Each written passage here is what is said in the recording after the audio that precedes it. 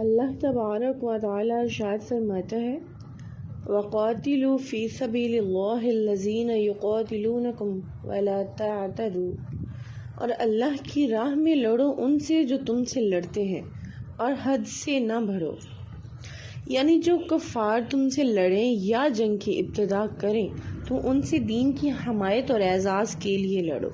یہ حکم ابتدائے اسلام میں تھا، پھر منسوخ کیا گیا اور کفار سے قتال کرنا واجب ہوا۔ قرآن مجید میں ارشاد ہے کہ قاتلوا الذین لا یؤمنون باللہ ولا بالیوم الآخر، لڑو ان سے جو ایمان نہیں لاتے اللہ پر اور قیامت پر۔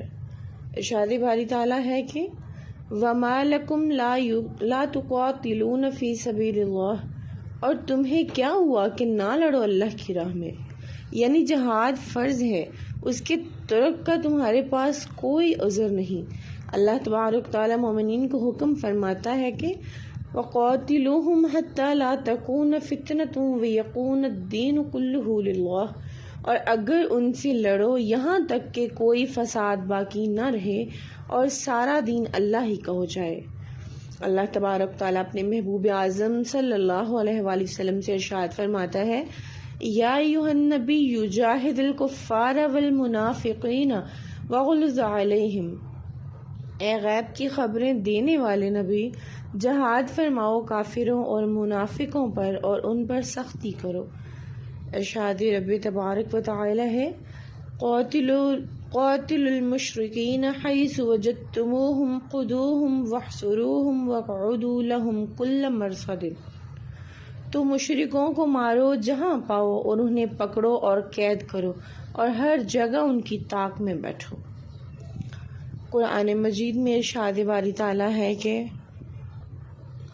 قاتلوہم یعذبہم اللہ بأیدیکم ویخزہم وینصرکم علیہم، تو ان سے لڑو، اللہ انہیں عذاب دے گا تمہارے ہاتھوں انہیں رسوا کرے گا اور تمہیں ان پر مدد دے گا۔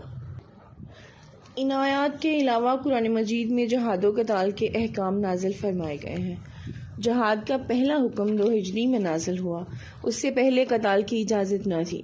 جب حضور اقدس صلی اللہ علیہ وآلہ وسلم مدینہ منورہ میں رونق افروز ہوئے اور صحابہ کرام کی جمعیت ہو گئی تو نصرت الہی قائم ہوئی اور اعداء دین کے ساتھ جہاد و قتال کا سلسلہ مستقل طور پر شروع ہو گیا۔